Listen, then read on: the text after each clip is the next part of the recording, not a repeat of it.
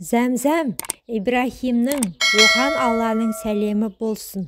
Ұлы Исмайылдың оған Алланың сәлемі болсын. Шөлін қандыру үшін Алла тағаланың Зәмзәм құдығынан шығарған суы. Зәмзәм суының шығу тарихы да осы жерден басталады. Ибрахим оған Алланың сәлемі болсын. Пайғамбар Алланың бұйрығы бойынша әйелі Ажар анамызбен ұлы Исмайылды шөл далада қалдырады. Біраздан соң сәбидің қарны ашып, шөлдеп жылай бастайды. Ажар анамыз су іздеп, Сафа мен Мәруа төбешіктеріне шығып, Аллаға дұға етіп, әрі-бері 7 рет жүгіреді. Сол уақытта Алла тағала Жәбірейілді оған Алланың сәлемі болсын жібереді.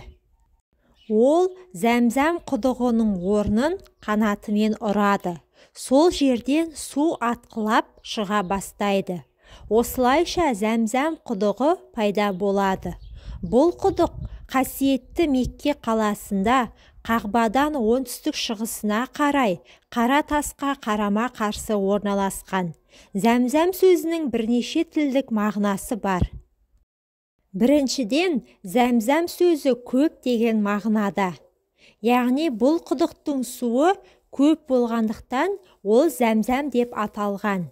Қаншама жылдан бері Қағбаға тауап етіп келген қажылар бұл суды ішіп қана қоймай, еліне алып кетіп жатса да азайған емес.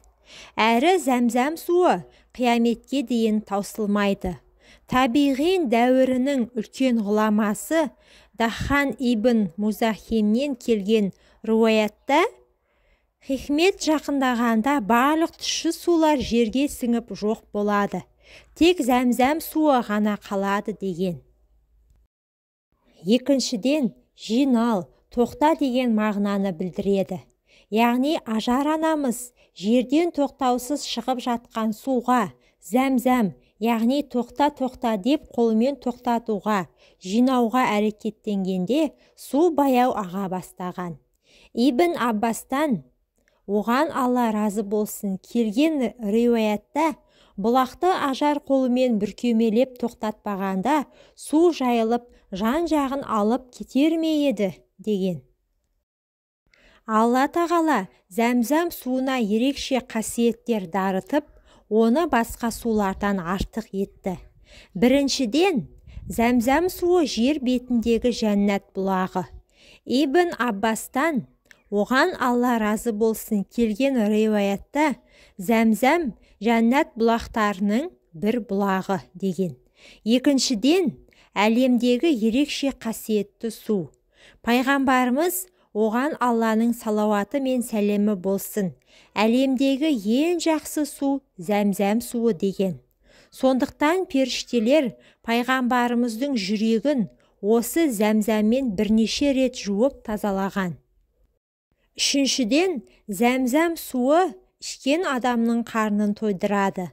Алла елшісінің оған Алланың салауаты мен сәлемі болсын тәрбиешісі болған Умми Айман былай дейді. Пайғамбарымыздың еш уақытта қарным ашты, шөлдедім деп айтқанын естімедім. Зәмзәм суын ішіп қайтатын. Ас ұсынылса тоқпын деп жауап беретін дейді. Төртіншіден, Зәмзәм суы не мақсатта ішсе, сол орындалады. Пайғамбарымыз оған Алланың салауаты мен сәлемі болсын. Зәмзәмді не мақсатта ішсең, сол болады. Ауруыма ем болсын деп ішсең, Алла тағала саған шипа береді. Егер жәрдем тілеп ішсең, Алла саған жәрдем береді. Қарныңды тойдыру мақсатында ішсең, Алла сені тойдырады. Шөліңді басу үшін ішсең, Алла шөліңді қандырады деген.